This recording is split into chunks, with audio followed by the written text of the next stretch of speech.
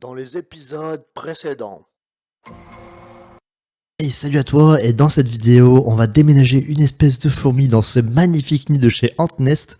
Rappelle-toi, on l'avait vu précédemment, donc c'est parti pour la vidéo.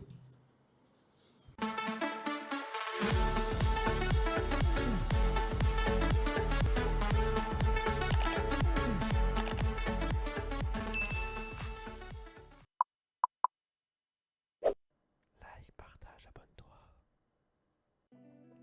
Et rejoins-nous sur Discord. Salut à tous les amis, j'espère que vous allez bien. Et aujourd'hui, on se retrouve dans une toute nouvelle vidéo. Comme vous l'avez compris en introduction, on va déménager une espèce de fourmi. Et pas n'importe laquelle, c'est une espèce magnifique que vous avez bien évidemment déjà vue sur la chaîne. Je vous les ai déjà présentés dans la vidéo qui s'affiche juste ici en haut à droite. Ce sont les magnifiques Camponotus castaneus.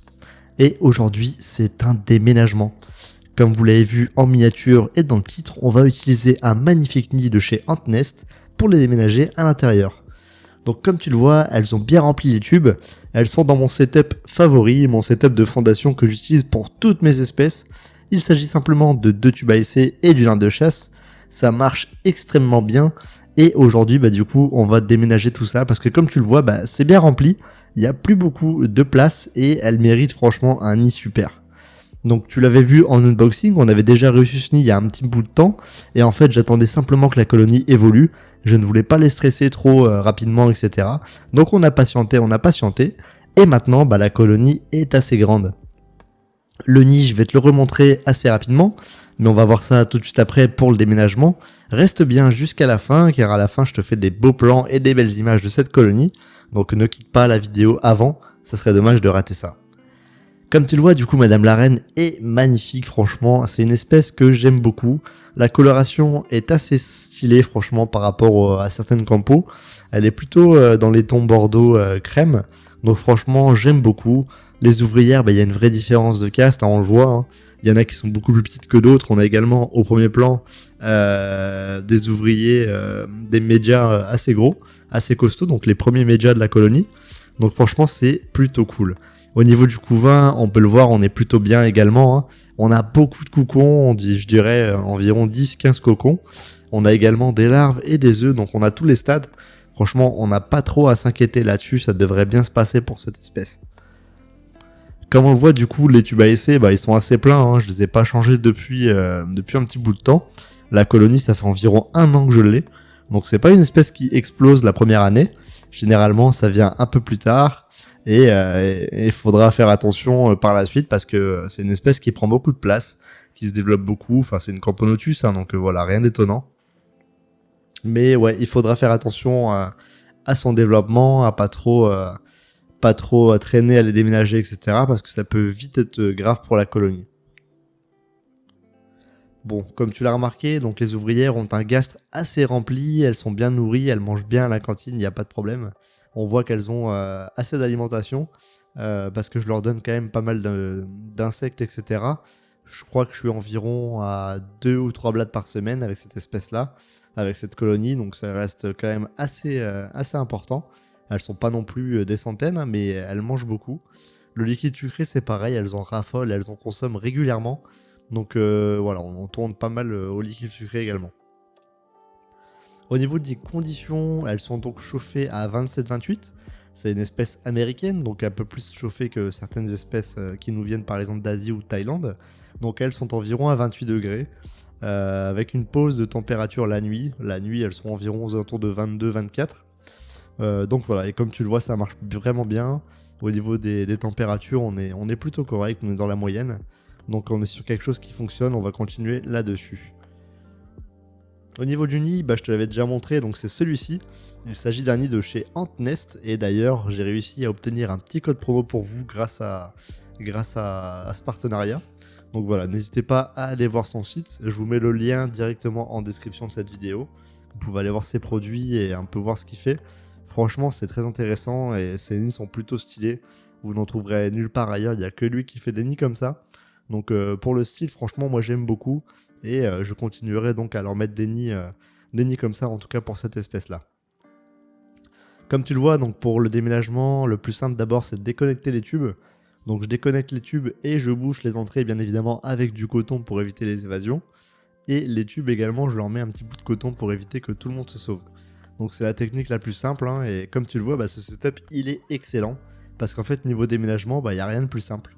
Tu déconnectes simplement tes tubes, tu mets du petit coton et c'est terminé. Comme tu le vois, il y a un peu de monde dans l'aire de chasse, mais c'est pas non plus énorme. Et en plus, l'aire de chasse, on va la conserver, donc ça pose pas de problème si elle reste dedans. Au niveau des tubes, tu vois, le tube de la reine, il est vraiment rempli. Et en plus, la réserve d'eau, elle est quand même presque vide. Donc il était temps de changer tout ça. Et ça tombe bien, parce que du coup, aujourd'hui, on les change de nid. Comme tu vois, donc le deuxième tube avec les ouvrières est également bien rempli. Il y a un peu moins de monde, mais on a quand même du monde, donc voilà, c'était l'occasion de tout changer, et franchement, je pense qu'elles seront très bien dans ce nid qui est franchement magnifique. D'ailleurs, laisse-moi ton avis en commentaire, je réponds à tout le monde et ça fait extrêmement plaisir de vous lire. Donc n'hésite pas à laisser ton petit commentaire et à me donner ton avis sur ce nid et sur cette espèce-là. Tu me donnes un peu ce que tu en penses et est-ce que tu aimerais l'avoir chez toi ou est-ce que tu l'as déjà. C'est une possibilité également. Et dans tous les cas, j'ai hâte de vous lire et de vous répondre. Savoir un peu ce que vous pensez de cette espèce, de ce nid, de tout ce que je dis dans cette vidéo. Voilà, franchement, bon, je l'ai déjà dit, hein, je le dirai jamais assez, mais c'est une espèce qui est magnifique. Moi, j'aime beaucoup. D'ailleurs, j'ai regardé un peu mon élevage et il est vrai que j'ai un peu abusé chez les américaines. J'ai énormément de fourmis américaines. Je crois que j'ai même plus d'américaines que d'autres espèces, enfin que d'autres continents. Il va falloir que je me calme un peu sur les américaines parce que là, ça commence à être beaucoup. Au niveau de la connexion, tu vois, c'est plutôt simple, hein. On utilise bien évidemment les petits supports de chez Antworld. On connecte le tube simplement au nid et puis voilà, on attend tranquillement que mes mères se décident à déménager. Ça devrait être assez rapide normalement, vu comme elles sont serrées, elles devraient pas tarder à bouger. On devrait pas avoir besoin de trop les déranger. On s'occupe ensuite du tube de la reine, donc exactement la même technique, hein. On utilise le petit tuyau et l'embout de chez Antworld et on connecte tout ça au nid. On va ensuite les laisser tranquilles un petit peu, essayer de voir un peu comment ça marche. Est-ce qu'elles visitent? Dans tous les cas, tu le vois, hein, dès le début, elles ont directement été explorer le nid. Et elles ont directement posé des déchets comme tu le vois en bas. Il y en avait déjà un peu, mais elles en ont rajouté. On va les laisser quelques heures comme ça et on revient de suite pour les voir. On va voir un peu s'il y a une évolution ou alors si c'est un flop. Donc on va voir ça dans quelques secondes.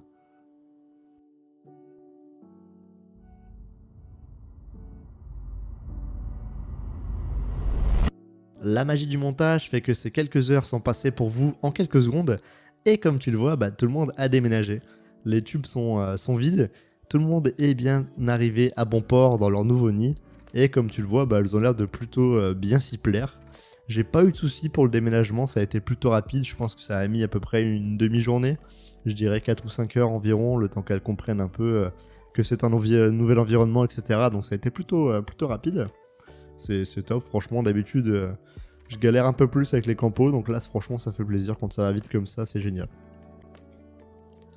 Comme tu le vois, leur coloration, du coup, dans ce nid, elle ressort vraiment, hein. Comme le nid est transparent, en fait, avec une lumière un peu sur l'arrière, etc. Et comme tu le vois, ça les fait vraiment briller. Elles sont vraiment jaunes, brillantes, c'est juste magnifique. Donc ouais, franchement, une espèce sympa, qui n'a pas la même coloration que la reine. Comme tu le vois, certaines sont beaucoup plus marron, et d'autres sont beaucoup plus jaunes. Donc c'est assez bizarre, c'est assez particulier, mais c'est cool. Ça évite d'avoir des ouvrières avec toutes la même couleur. Là, on a vraiment une différence de coloration et je trouve ça plutôt stylé. On a ici Madame la Reine, cette magnifique et grande reine, avec tout son couvain. Tu le vois, elle a pas mal de pontes en dessous d'elle.